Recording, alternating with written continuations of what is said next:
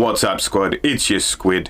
Putting it bluntly, I've been avoiding military content sort of stuff on the channel, but I figure why not? This popped up into my feed and I was like, you know what? I am going to watch that on the channel. Fuck it.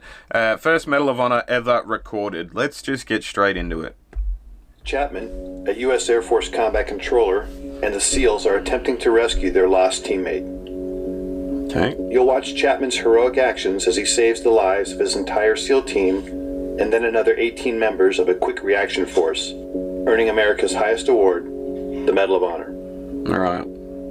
Obviously, Chapman like, and the SEALs exfil their MH-46. trigger warning, yada yada, all that nonsense and stuff. Not nonsense, it's fair, but you know what I mean. People are probably going to die, so feel free to click away if you don't want to watch. John is the second individual to exit and immediately moves in the direction of the summit. He can be seen moving off to the right of the screen, alone. The team is taking heavy fire from every direction, as indicated by the arrows, as Chapman begins engaging targets. Okay. You can see spent cartridges ejecting from his M4.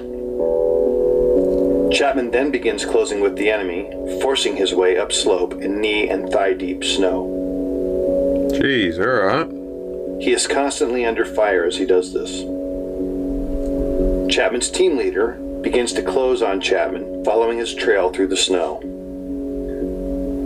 The dark mass above Chapman is a fortified bunker containing two enemy fighters, each armed with AK-47s, who are firing down on the team in the darkness. This bunker will come to be known as Bunker Number 1. Alright. To the left of the tree and Bunker 1 is another gray mass. This is a rock outcropping that came to be called the Boulder. Okay.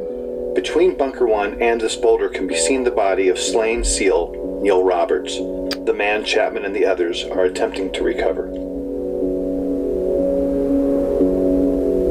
So they're going in for a body. Chapman, still alone and closest to the enemy, pauses to engage targets as his team leader follows him, but never actually catches up with him. Never leave anyone behind, I suppose, for sure.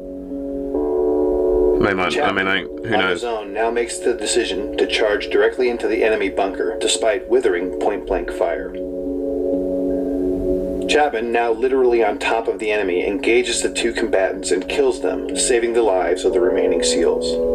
He does this from a distance of no more than 10 feet. Jeez. These actions, by themselves, earned him his first Medal of Honor. He then climbs into and takes control of the bunker. Having cleared the immediate threat, Chapman is then joined by his team leader in Bunker 1.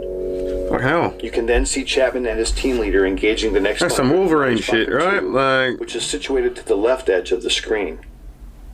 This bunker, manned by a handful of Chechen and Uzbek fighters, also contains a heavy PKM machine gun, hand grenades, and rocket-propelled grenades. John Chapman is shot twice at this time in the torso and collapses, incapacitated. Shit.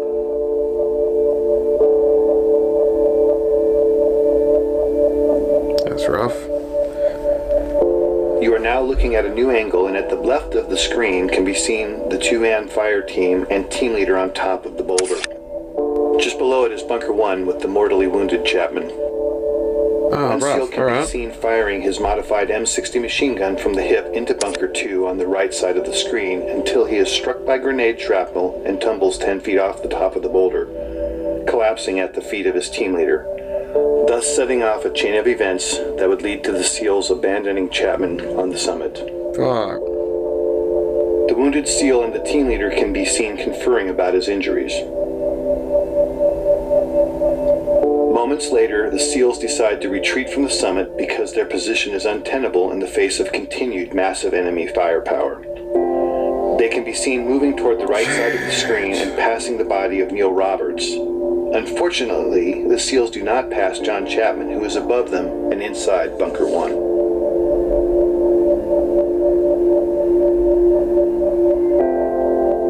This angle shows three SEALs in a triangle.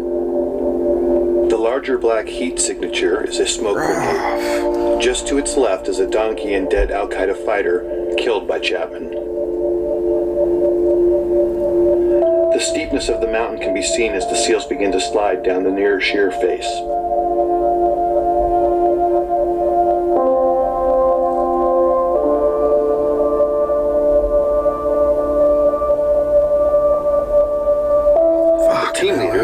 desperate for relief and now with 2 wounded teammates, asks for uncontrolled airstrikes from an orbiting Air Force AC-130 gunship. The impacts you see are from 105mm howitzer rounds being fired onto the ridgetop in order to save the remaining SEALs. Because neither the SEALs nor gunship know Chapman is alive, he is experiencing these detonations from his position. At approximately 5:20 in the morning, Chapman recovers and begins to engage the enemy. Bunker 1 is on the right side center of the screen and Bunker 2 to the left near the screen center. It will never be known what caused his incapacitation and recovery. Of the 2 rounds that originally wounded him, at least 1 was mortal, and at this time he is experiencing severe blood loss and shock. Fuck. Despite that, he begins his one-man stand against 24 enemy combatants. During this time, Chapman He's like, well, initiates fuck it, a I'm gonna series die of radio anyway. calls, many of which are heard by a fellow combat controller and teammate of his and Delta Force operators on a nearby summit. Despite this combat controller's replies, Chapman never acknowledges whether because of damage to his equipment or himself will never be known. This new angle listen to of music, footage too. shows Chapman at the top, identified by the green dot under the tree at Bunker 1. The lower center of the screen shows the first enemy fighter who is about to charge Chapman in the hopes of killing the American. The timestamp at the bottom shows it is now 6:05 in the morning and fully light. He's been fighting alone now for 40 plus minutes and has received more gunshot and shrapnel wounds as a result of the fierce combat. This scene shows the second of several enemy charges. In this stunning display of determination and courage, Chapman can be seen fighting hand to hand with the fighter. In the larger screen display can be seen additional enemy moving on to the summit. But right now, John Chapman is fighting for his life. 6 minutes later, in this new shot, Chapman can hear another helicopter approaching the summit. He is in the bottom center of the screen underneath the tree and can be seen in the magnified inset box as he begins his desperate final stand to save the lives of the 18 men on the helicopter. The red dots are enemy fighters. John begins engaging the enemy in multiple directions and is rapidly approaching the last of his ammunition. The helicopter contains a quick reaction force comprised of Rangers, pararescuemen, and another combat controller. It is now 6:13 and the helicopter is short final. The enemy is desperately trying to displace Chapman so they can put heavy weapons or rocket-propelled grenades in Bunker 1 while simultaneously engaging the helicopter. With the choice to save his life or the lives of his unknown comrades, Chapman makes the decision to climb out of the bunker and begin firing in multiple directions as can be seen in the inset. What a ballsy Suffering from as motherfucker. many as a dozen wounds, Chapman is in fact already in the process of dying. As he fights, the helicopter is struck by a rocket-propelled grenade and makes a remarkable controlled crash just below Chapman and the summit. Chapman, now off-screen, continues to cover his comrades as they pour out of the stricken helicopter. Some of them are fatally shot as they exit. These images, with Chapman fighting the enemy at close quarter, are the last to show him alive and in this heroic act, thus qualifying for his second Medal of Honor. Ultimately, Chapman would expend all but the last few rounds of his ammunition, until, finally, after 16 bullet and shrapnel wounds, Chapman succumbs when he is shot through the heart. We will never know his final thoughts or words, but what we do know is his decisions and actions single-handedly saved the lives of 23 comrades. For more information about John Chapman's amazing story and the details about this mission, visit danschillingbooks.com or your favorite book retailer to obtain a copy of the Chronicle of his life. Yeah, that's cool. Obviously, go and check. If you want to watch that video without my reaction or, stunned silence as I was watching the whole fucking thing, right? The link is right at the bottom of the description. I'm sure that guy will be able to sell you a book from there and whatnot as well. That was brutal, man. That was full on. It's hard to finish a video like that, because how do you sum it up? You know what I mean? That's gnarly. He was obviously a dedicated and very focused individual at that last point, at the very least. Fuck. I don't know if I'd have it in me. You know what I mean? I don't know if I would.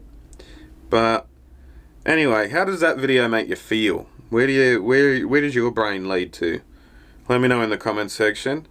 Feels a bit tacky to do all the Patreon stuff, so I probably won't. Hit the subscribe button though. I'm going to upload some other content as well, so won't finish as, I don't know, poignantly or depressingly, I guess, depending on your perspective. I'll see you when I look at you. You'll see me when you look at me. Thanks for watching, guys.